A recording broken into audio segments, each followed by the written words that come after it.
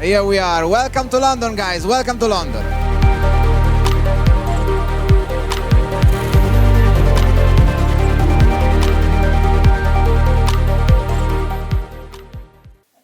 Good morning to everybody. Can I have my slide, please? Thank you to Lorenzo for the kind invitation to this very exciting meeting. And when we speak about the presentation this year, I have been very happy because Lorenzo gave me the title of my most challenging case and not like last year, my worst case. And so I will present you in the next few minutes a case of challenging aortoiliac disease, and the patient presented at our unit with the bilateral terrible clinical limb ischemia, with bilateral rest pain, open amputation in the first right two, and ulcer in the second left two. And the duplex scan show total occlusion of the aorta with the rehabilitation of the level of profunda femoral artery and total occlusion of the SFA bilateral. And like in this case, when the aorta and the iliac is involved in the pathology, we perform preoperatively a CT scan in order to understand the anatomy and in order to have a right planning of the procedure. And this is the CT scan. You can see the CT scan confirm total occlusion of the aorta at the level of the inferior mesenteric artery, very, very tight calcification at the level of the iliac axis bilateral, and rehabilitation at the level of the profunda femoral artery with occlusion also of the common femoral artery. And this is the angiography confirmed the diagnosis, and you can see the occlusion of the profunda femoral artery, the common femoral artery. And this is a case of task D lesion, and the recommendation for this patient is open surgery. And this is my first question with the 3 flag. What you do in this case? The first option is green flag is open repair. The second option is red flag is total endovascular repair, and the third option is yellow flag is hybrid procedure.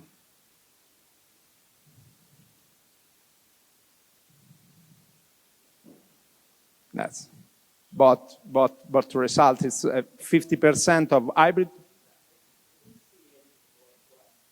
Hybrids in the room? No? The red one is hybrid. One hybrid. We have one hybrid there. Yeah. Hybrid. So hybrid. Tell me, why hybrid? Hybrid for 2 reasons. That femoral endarterectomy to improve the outflow of the endovascular devascularization. I think also to start the infrainguinal revascularization in a healthy landing zone or something like that. Great. Yeah. Go for the question.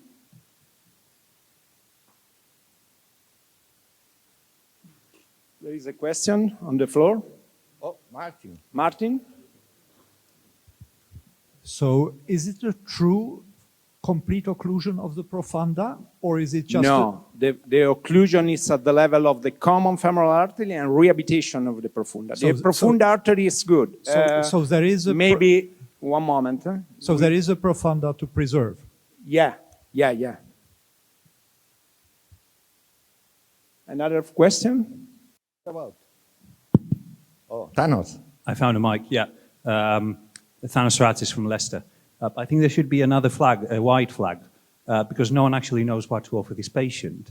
And there is a study which is trying to find out what this patient should be offered, at least in the UK. So I think the right answer is the white flag. He needs to get randomized in the right study to show what this patient actually, this type of patient actually needs in the future. So anyone who says open surgery, hybrid, endovascular, there's just no evidence to support our opinions on that. The answer is randomized in a trial that actually will provide the evidence. Yeah, we don't have it. The randomized trial for this patient, and this is the profunda artery for Martin in the left side. But if you look at the suggestion of the ESVS, you can see that endovascular the first strategy is open, but in case of complex repair in experience center, the endovascular solution is an option. We decide for hybrid procedure. We start with the bilateral common femoral endarterectomy plus patch angioplasty in both sides in order to obtain a landing zone for the our recanalization and in order to guarantee the patency of the profunda artery. And so the common femoral endarterectomy plus endarterectomy of the first part of the profunda artery. Yes.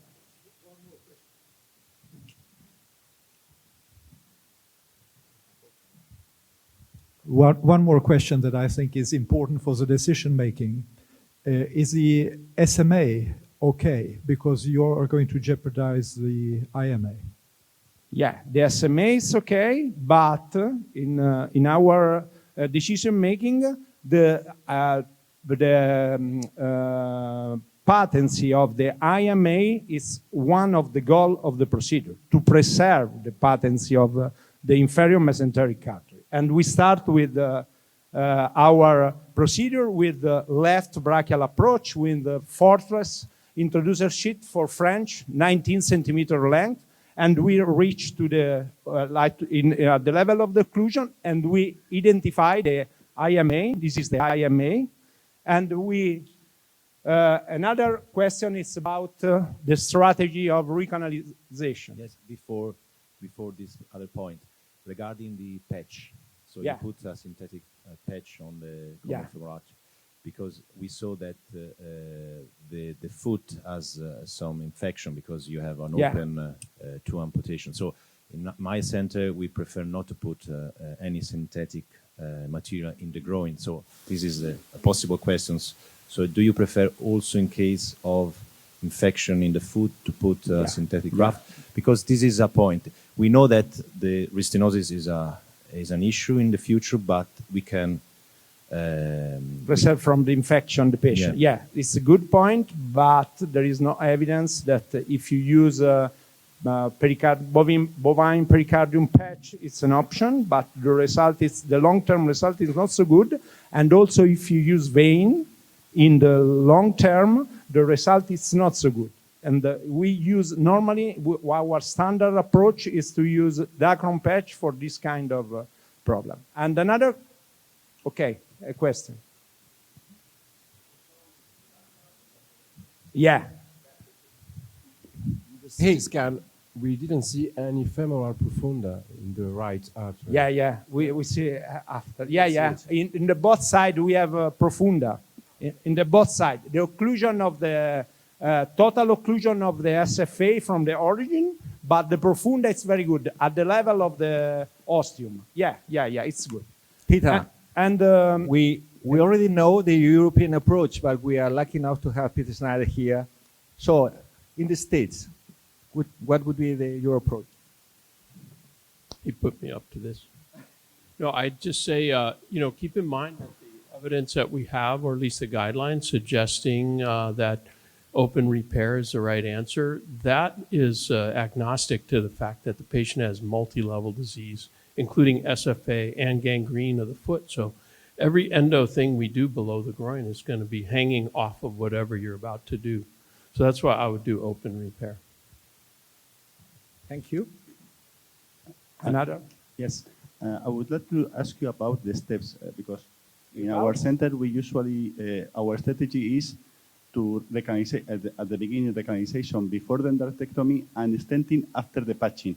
Why did you do the femoral endarterectomy or femoral angioplasty before the recanalization? This is a good point. We prefer to make endarterectomy and patch before, because when we implant the stent, we want to have a good outflow for our stent from the beginning.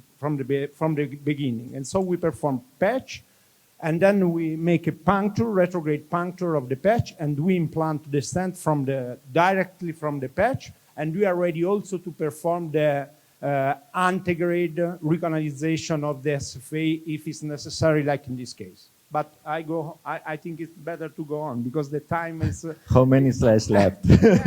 I don't start my presentation. And the first point is it's clear that in this case we have only one option: is subintimal recanalization. I think that nobody in the room think to go intraluminal in this case with a lot of calcium and a lot of. And the problem is to avoid the ostium of the IMA in order to preserve the patency of the IMA. And you can see with the Navicross catheter and Terumo-stiff guide wire, we were able to advance in the subintimal space and we complete our recanalization. You can see a lot of difficulty to advance the Terumo-stiff guide wire. It is impossible with 0.18 guide wire, only 0.13 guide wire. And at the other hand, we go inside the patch, and this is the control. It is very good. And this point, you can see,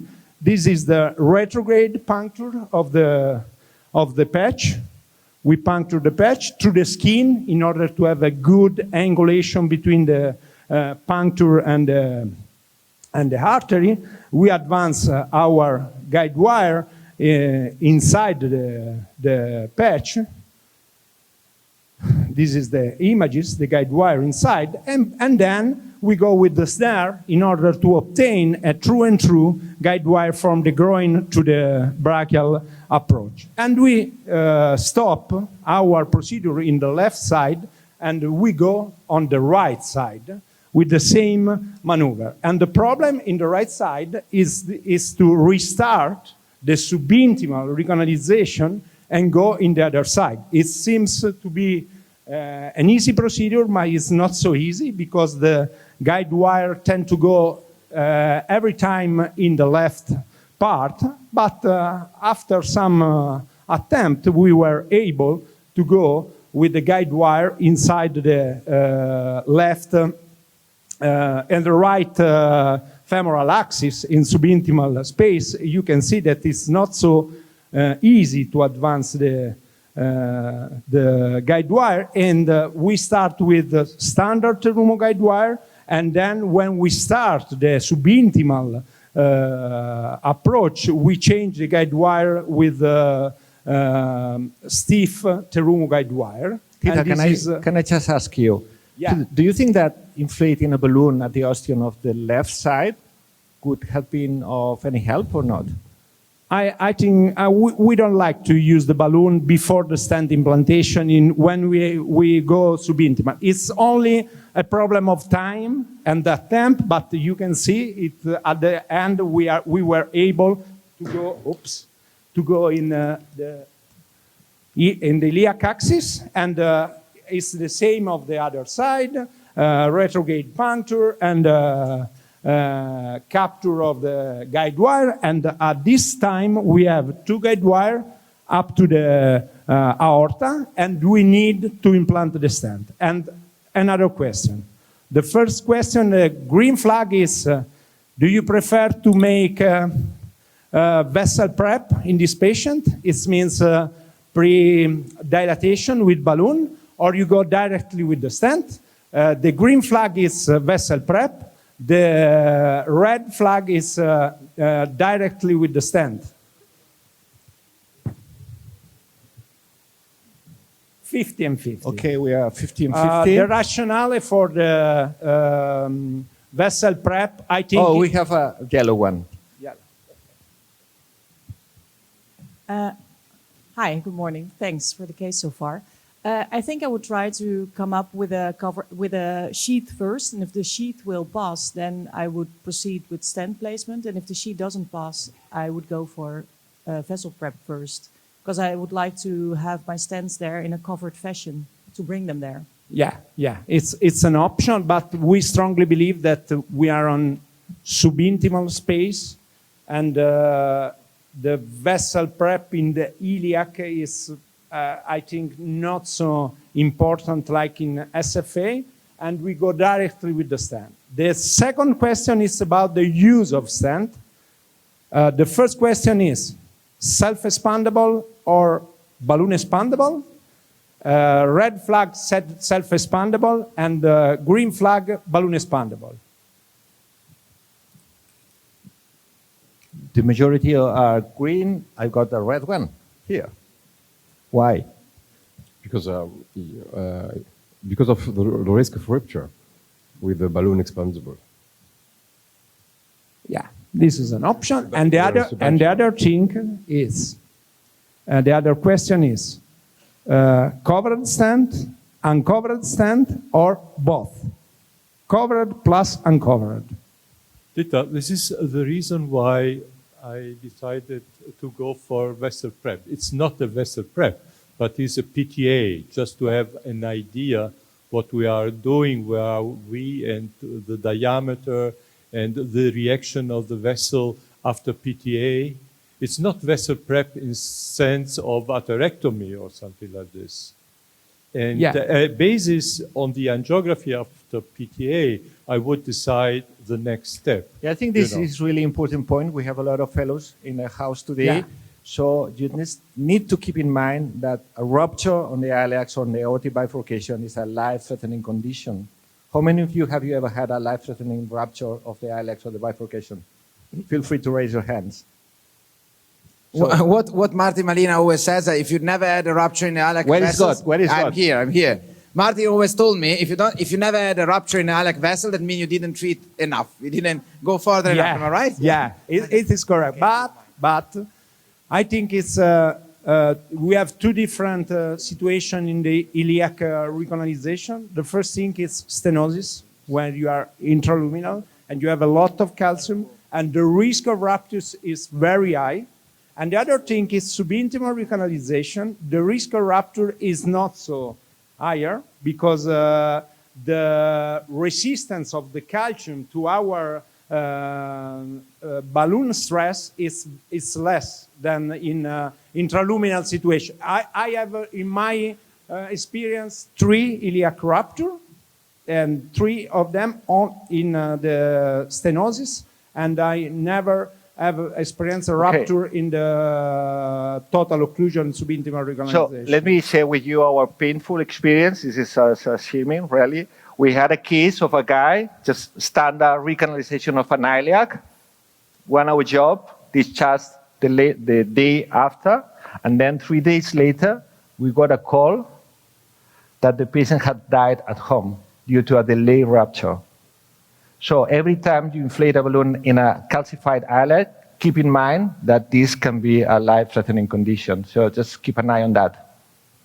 Just a little comment here. One approach that would dramatically, in my opinion, increase the safety of the procedure and increase your confidence is intravascular ultrasound. If you throw a catheter down, not only it gives you an idea about the calcified component, what kind of vessel prep you're going to use, the diameter of your stent, the length of your stent, and would make you much more confident that a rupture would be much less likely. Yeah, it's a good option. It's an important tool when you have the problem of re-entry site. In this situation, the distal endpoint is inside the patch, and you have no big problem about the re-entry. You can check with the ultrasound, but you increase the cost and you increase the time of the procedure. At the end of the time, the duration of this procedure is 5 hours. And so it is better to avoid and not so important and so crucial tool. I think so in this case. In case you have, for example, need to re-entry precisely at the level of the aorta, we have retrograde recanalization. It is very important tool because you avoid to put the stent inside the subintimal space at the level of the re-entry site. But in this case, you start the recanalization from the open aorta. The aorta is open when you start the recanalization, and you finish your recanalization inside the patch. And so, and in all your street, the guide wire is subintimal. It's not possible to go inside the vessel. Okay, but IVOS can be very helpful at the end of the procedure, after stenting, yeah, so that you can see if you have a malposition, and because is a calcified artery. Yeah. So the imaging, the angiographic imaging after stenting in calcified arteries is not easy to be. We have only two projections, but not an idea of the apposition of the stent. It is clear. We have two different tools. The first thing is angiography with different projection, and another important tool in this case is postoperative CT scan, in order to understand the at the end of the day after procedure, because we need to understand the expansion of the stent and the interaction between the stent and the calcified plaque, and I will show you at the end of the procedure the CT scan. I have a quick question. Does size really matter if you're subintimal? So what do I care about the... this looks like a 10 millimeter common iliac artery. I'm not going to put in a 10 millimeter stent in this case when we're subintimal. This is a very important point. We start with 9 millimeter at the level of the open aorta, because we start at the level of the renal in order to preserve the ostium of the renal with uncovered stent, absolute stent, 9 by 80 bilateral, and this is the images with our standard approach to the kissing stent is to release the stent separately. The first one, we open the first one, and then we open the second one in order to accommodate the stent precisely at the same level. This is very important. I see a lot of people that release the stent in the same time with double maneuver, and the stent go in the different position. You can see the first one is open, and now we accommodate the second one precisely at the same level. You can see now. And this stent is 9 by 60 and reach from the renal artery. You can see the position is perfect.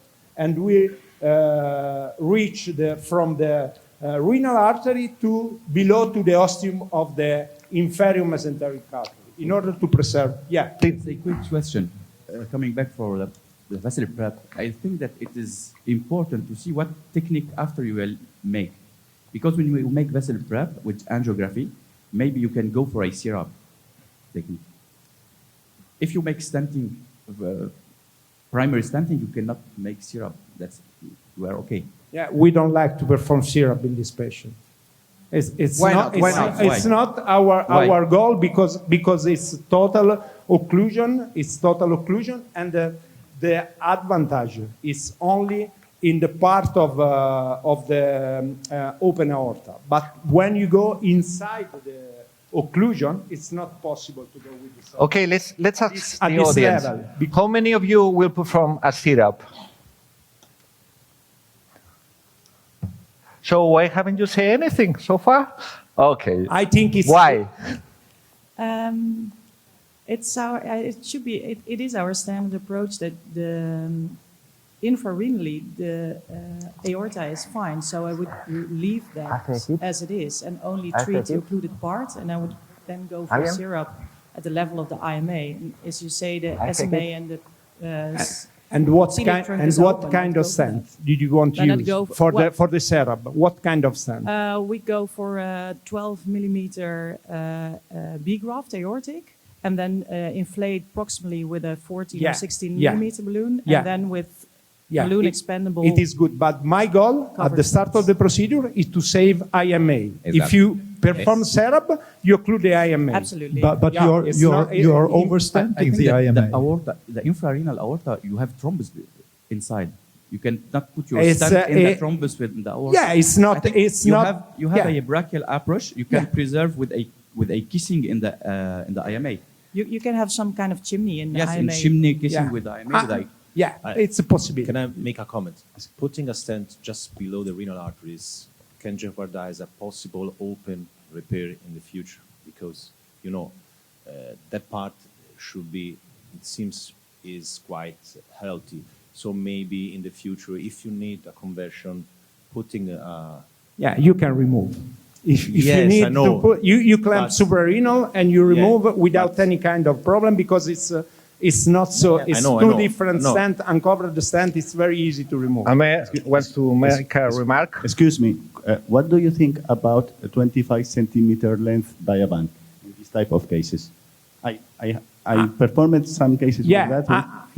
I don't like, because I prefer to use uncovered stent in the part that I need to preserve the open vessel, and in the distal part we use covered stent. In this case, Solaris stent. It's self-expandable covered stent. You can see it's in this case 9 by 100 bilateral, and this is covered stent. And we select covered stent for this part because we need to post balloon with a lot of atmosphere, and we prefer to avoid the rupture. And you can see the covered stent open with the pullback maneuver. It's very easy. It's very precise stent, the Solaris.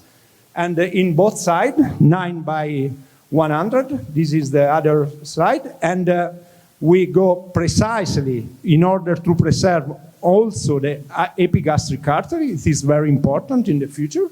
And this is the second stent up to the epigastric artery. We open the stent, and we complete our procedure in the right side with the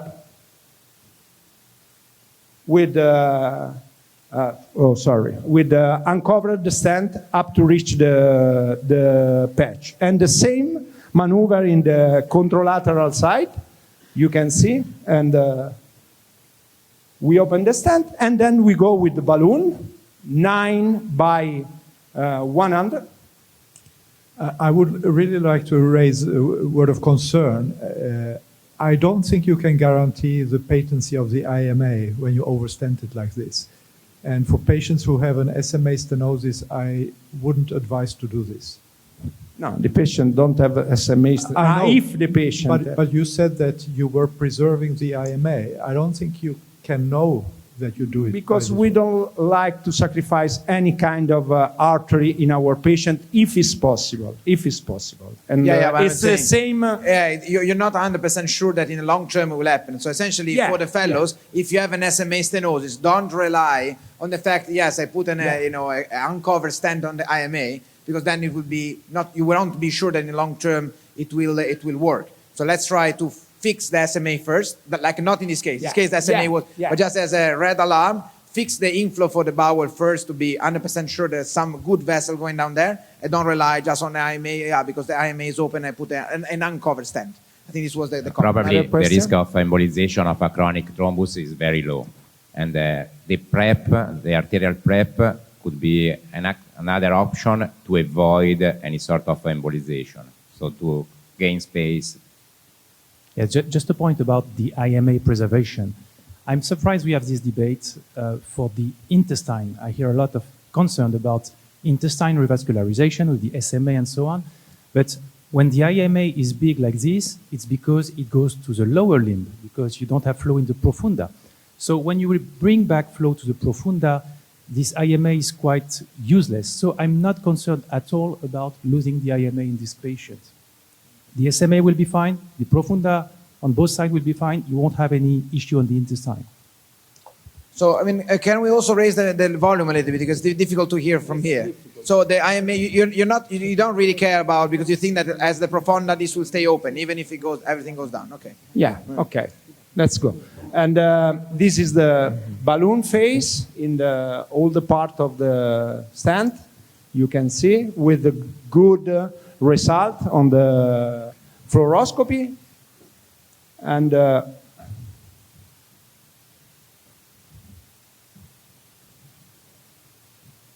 this is the final results. I think it's for this part it is very good. It is very important, and we start to work in the groin now and check the profunda. And we are surprised. The first The first idea is that we have stenosis of the end of the patch. You can see the distal part of the patch on the profunda. We have stenosis, and we decide to correct this kind of problem with the stenting of profunda on the distal part with dynamic renal stent 5/19, and this is the final result. And left part, we are happy. Hold on. Why? Because we need to reopen the patch and to remake the anastomosis. Yeah. And yeah, but this is my question. It's a very long procedure. And disclaimer: I'm a bloodless surgeon, but how many surgeons in the house today would just repatch that instead of just deploying a stent? Raise your red flag. Raise your hand or stand up. No. raise a red flag. Yeah. And how many people it is would a distal flap? It's not stenosis. It's not correct. It's not stenosis. How many It's flap. people would use a stent in this scenario? How many people would use a stent red flags over patch, green flags? Open the patch. Green. Yeah, I lose. Green. I lose. It's an option. I lose, but the result is not so bad. It's not so bad, and we need to go on with the other side because the other side is not so good, and we go with the distal SFA recanalization because we have occlusion and the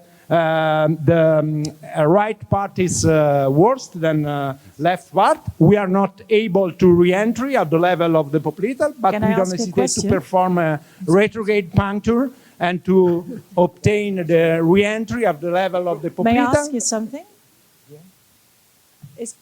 Have you considered to just leave it at this part because you have the profunda in the circulation and you have a central revascularization? Leave it alone, taking into account that the profunda is okay. Yeah.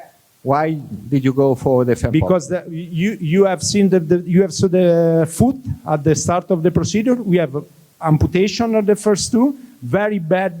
It is impossible to obtain the solution of this critical limb ischemia only with the profunda. In this case, because we need of transmetatarsal amputation, and in my mind, it is impossible to obtain the healing of the transmetatarsal amputation with the occlusion of the SFA. How many people? people? In case of, if you have a claudicant patient, it's enough to go in the profunda, but if you have critical limb ischemia, to need to heal the foot, it is important to guarantee the best revascularization. Okay, we also run out of time because it's already done and we can't go on forever, but it's super nice conversation. I just want to ask you one question. Green flag for whoever would have continued the procedure like he did. Yellow flag like whoever would have done a stage procedure. So today we do the aorta and the iliacs, and tomorrow, like in the short term, because we believe that this patient needs more flow. Wait. I want them all together. So we're going to do it a second time. And red flag for whatever say, no, the profunda is enough. Raise your flags. Another problem is that you need, if you make a stage procedure, you need to repuncture the patch. And is the patient under general anesthesia? Yeah, That's the patient is on general anesthesia. I'm happy. The only thing I'm happy for is like no one put a red flag. So we all know that for critical limb there were two. True. Okay.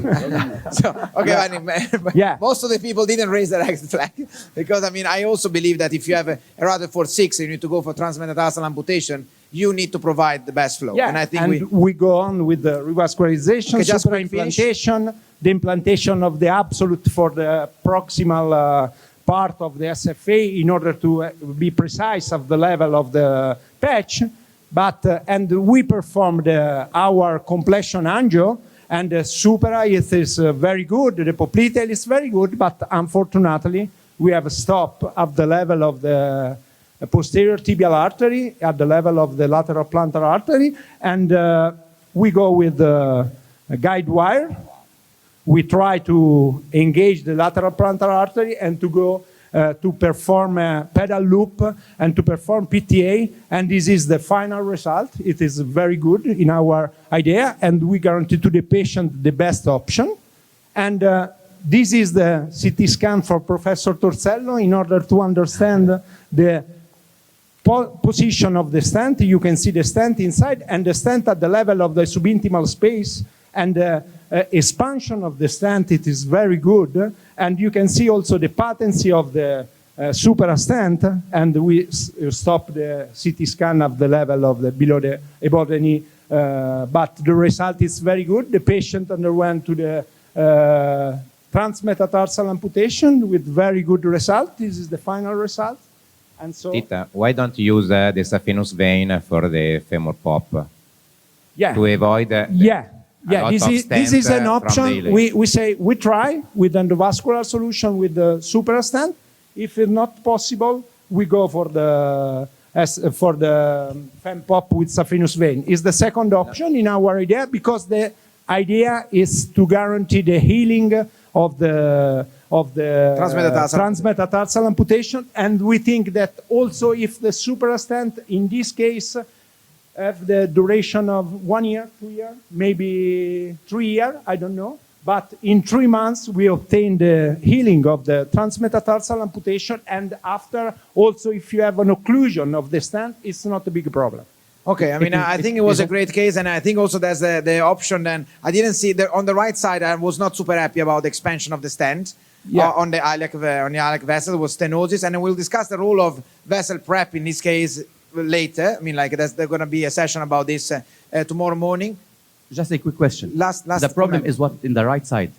Is it possible for you to make just the revascularization for the right side, because that is the problem? And if one day he has problem in the left side, you make fem-fem bypass. No, we have also the ulcer at the level of the right side. And I conclude my presentation with this slide. Sometimes we win, sometimes we lose. We hope that tomorrow morning, Sinner win in the Australian Open. Okay. Thank you very much. All right, thank you so much.